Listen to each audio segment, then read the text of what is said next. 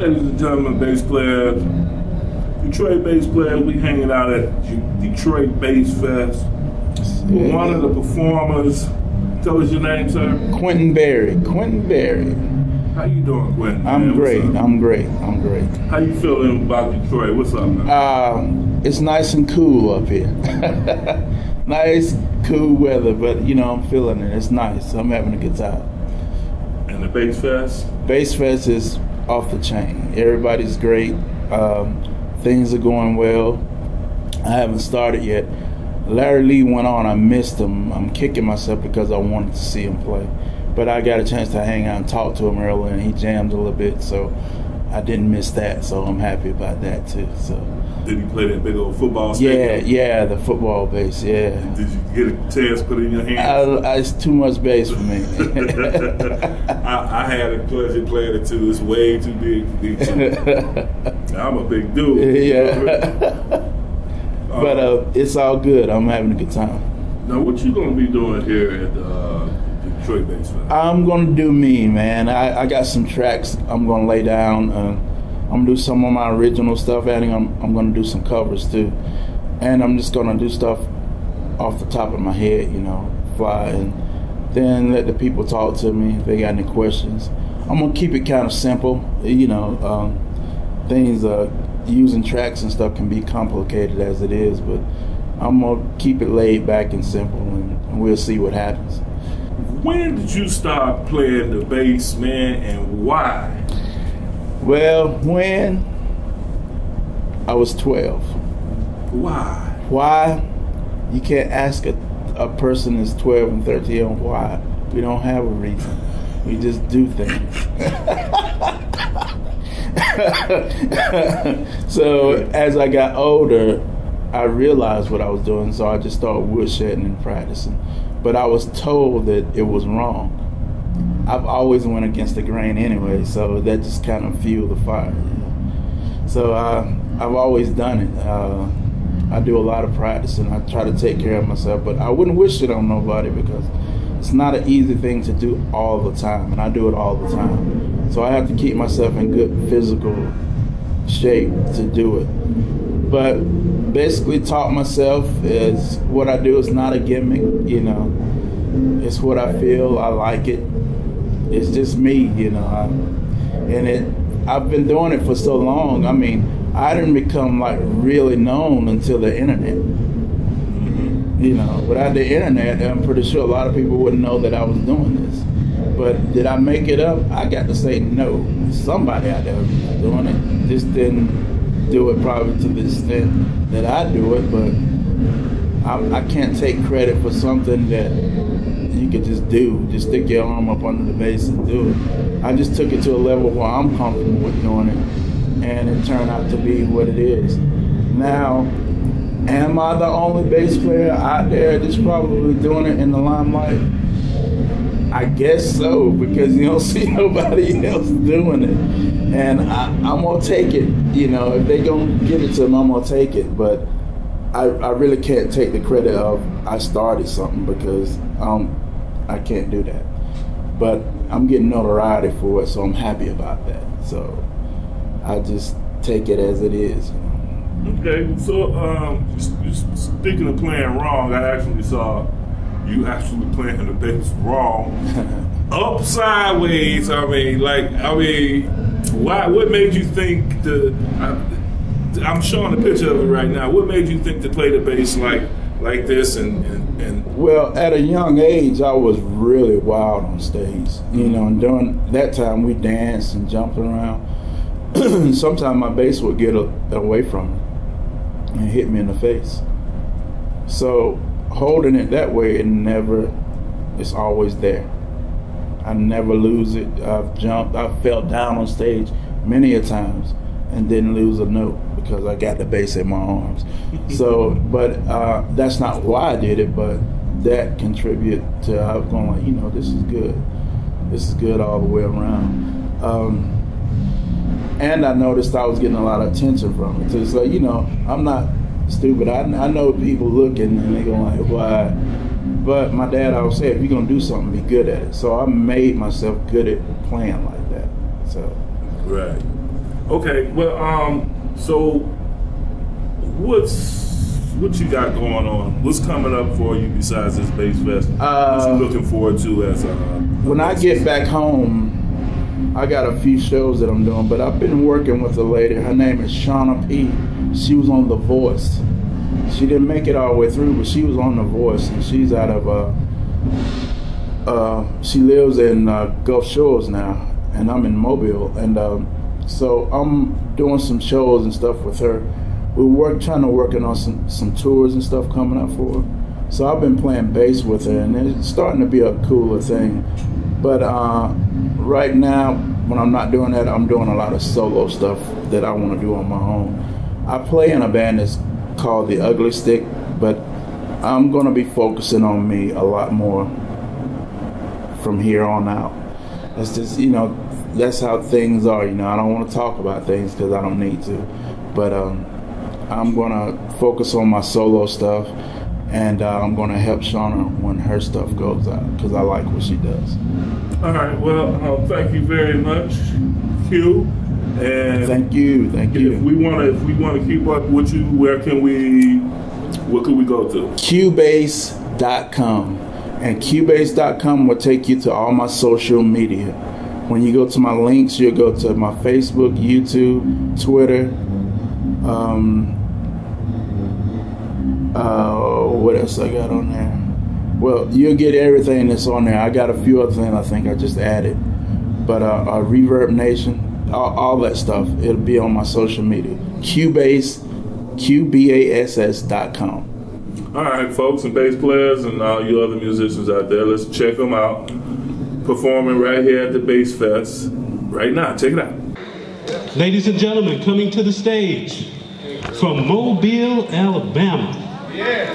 Our bass brother extraordinaire. Those of you who haven't heard him, you're in for a treat. Ladies and gentlemen, this is Mr. Quintin Berry.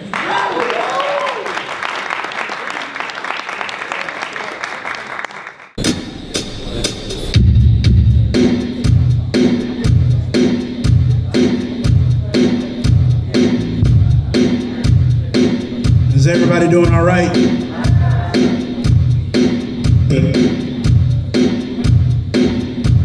Try to get warmed up here.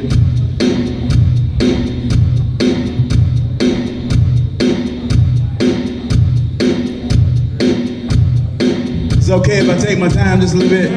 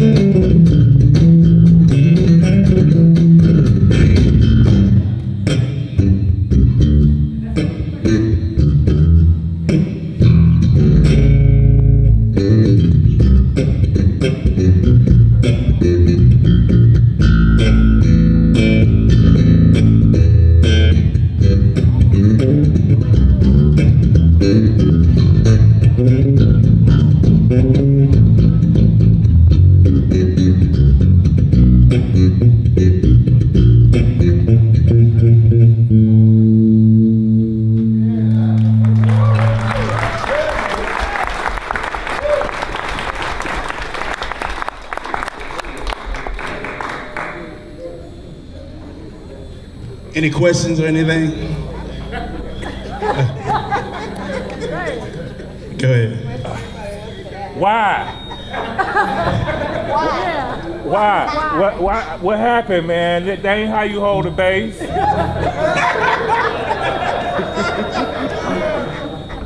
What happened? Why? Okay. That's a good question for myself. You got to understand, I started playing bass at 12. I started playing underhand at 12, but I was playing violin at the time that I started playing. So if you want to ask me why, you got to ask me when I was 12. Because that's when it happened. I didn't have no reason, I just kind of did it. I got a lot of slack for it, but like I told you, you know, my dad always said, if you're gonna do something, be good at it. So I put a lot of time into it. Yeah, it's awesome. So, awesome. I want some more questions, but while you're asking me something, I want to adjust it. So speak up, I can hear you. I'm just gonna adjust something on the hand real quick. Go ahead, anybody want to ask me?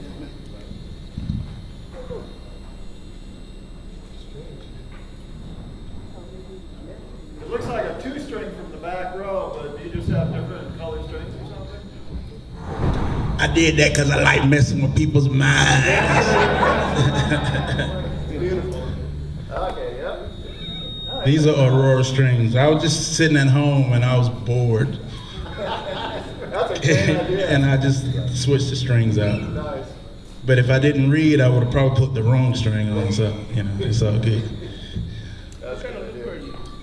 I'm using a Boss looper. I have a TC Electronics looper too that I endorse, but I use the Boss looper because I can put tracks in and I can play along with my tracks. Now what I did, I just kind of made up, but I have music in here that I'm gonna play for you guys tonight. I'm a rock bass player from heart. Soul, funk, that wasn't hard. That was at the dinner table. That's what I grew up with. I had to find rock music, you know. So now that I am what I am today, I play a lot of different styles of music, but if people want to really know what my choice would be, it would have to be rock and roll because there's no sampling, there's nothing. You always got to play that. And blues would come right into that because that's the next thing. They go hand to hand, you know. You got to play that. You can't sample that. You can't fake that funk. You got to play that kind of music. So soloing, I do a little bit. I can do it, but I'm just that average groove bass player. I want to be in the pocket and play with the band. That's me. And my style, that just happened. I take care of it. It takes care of me. That's the way I see it. It's not a gimmick. I wouldn't wish it on nobody because I have to keep myself in some kind of physical good shape to be able to hold it because the blood wouldn't circulate, right? As you can see with my hand up under. But as far as the looper, back to that, I use the Boss. Which model? It's the RC3. They got 3 different sizes, but I got the small one. It's easy to travel with. Any more questions? Yeah. Do you have the action on your bass? Do you have to change your action from, I want to say normal, but do you change your action to higher? My action is low. Low? Yeah. Well, I used to have a limbic basses and my actions were always low since I was a kid, so I'm used to just playing with a low action. If I raise it up, the next day my hands will be on fire. Just because of the pressure, you know, the difference. Doing that is like changing gauges of strings. What gauge? These are like 105 to 45. So they're like medium gauge. I want to do a tune, but I got to look it up, see it on here to see where I'm at. Oh, you got a question? Go ahead, Doug. Did somebody just say that? Am I hearing an echo? Oh, you are. Well, you know what, Doug? You can ask as many times you want because I love you. Hey, And you ain't just a regular bass player. they just, it's really the all black set and the all silver set. And I put both on it. And one day I was just sitting down, I said, I wonder if I should just flip that around. And I did, and then I turned the light off and you can't even see these two, and you can't really hardly see them even in the light. And I think that's a cool effect, you know. And I'm just crazy like that anyway. So I just do things because I can. I'm grown. I'm sorry. I like to have fun with my instruments, man. So I switch the strings up. But the company that I'm with, I got different color strings. I'm actually endorsing. I use all their strings, but they got one pack that was for the Xbox game, the Rocksmith game, if y'all are familiar with that. They have a guitar game out, and they were gonna do the bass. And I was gonna be on the cover of an Xbox game, they were gonna do the bass, but they decided to make it a small component with the one that they already have. So I mixed out, I missed that opportunity on being on the cover, but I'm on the back of the strings. My face is on the back of the strings, so hey, I'm not mad at that either, so it's all good. But I like different colors, you know, it's just fun to me, everything's fun. Plus, I love my mother, and she was all about color, so that's one way of showing that, you know, I keep her in my heart too. I like to use different colors. I don't mean to get deep, but that's what it is. Any more? Aurora. Can I say that? Am I saying that right? Sometimes my lips. Aurora strings. I have a question. Yeah. I was going to ask you, what makes you a great bass player that sets you apart from all the others? You know what? I don't set myself apart from nobody. I just do me, and they do them, and we all come together, and it be what it is, you know. I can play and get on stage with anybody and have a good time. I don't feel like I'm better than nobody else now. I feel like some people are better than me, but that's okay for me to feel like that. But you would never hear me say that I'm better than anybody. It's not my thing. And now, as far as your question, with all the endorsements that I have, I let them do that because they're giving me this stuff because they don't see nobody out there doing it. So I guess it's something to it for them to give me equipment and want me to be on their team. This is my signature bass with Spectre. I mean, you can't just get one of these. So, and I'm not in a band that's selling in stadiums, you know, playing. It's just me, Quintin Berry, doing my thing. So it must be something good about it. Plus, you know, I'm real. You know, I don't want nothing unless I really want it, and I'm going to use it. But I mean, I've seen bass players from here and there, and I love what I do. I don't think about nothing else. And I don't like to, it's hard for me to even talk, even if you know, if I play with a drummer and I know that he's not good, guess what? I'm gonna play bad too. Because when we get together, it's gonna sound good. Because I'm not gonna fight against them because you'll hear that. So if I play with them, you won't. And that's just, you know, so I wouldn't even tell them. I say, man, you know, you gotta work. I just say, yeah, man, we just keep working on what we're doing, you know, get better and better. It's just positive. If it's positive all the way, people grow. And even me, you know, even though I'm playing with somebody I know that hadn't been playing for a long time, I'm learning something too, because I'm learning how to play with somebody that don't have really good tempo. And you gotta be disciplined to do that. Because if you don't have any discipline, you're gonna be this. Come on, man, what you doing? That's gonna be all night. That's no fun. So if I learn how to play with them, because I'm trying to have fun. So if I do that, I'm gonna have fun and I'm not gonna worry about it. So it's all good, man. We all on the same team. And I I hope you're all on the same team anyway. But that's the answer to your question. I hope it wasn't too much. Anything else? Was it ever hard work? I mean, I know you're a working musician, mostly a solo basis now, but was there any time that you played with groups or? I've always played with groups. I still do. I mean, I do a lot of solo stuff. I didn't really start doing solo stuff till the internet got a hold of me, because I've always been in a band playing with somebody, and I cherish that more than anything, because I like playing with other cats. But as we know now today, you know, some cats are hard and difficult. And when you got things to do, you can't wait on nobody. When you get older and you've been in the music business for a while, either you want to keep putting up with the same thing, and if you keep putting up with it, guess what? It's your fault.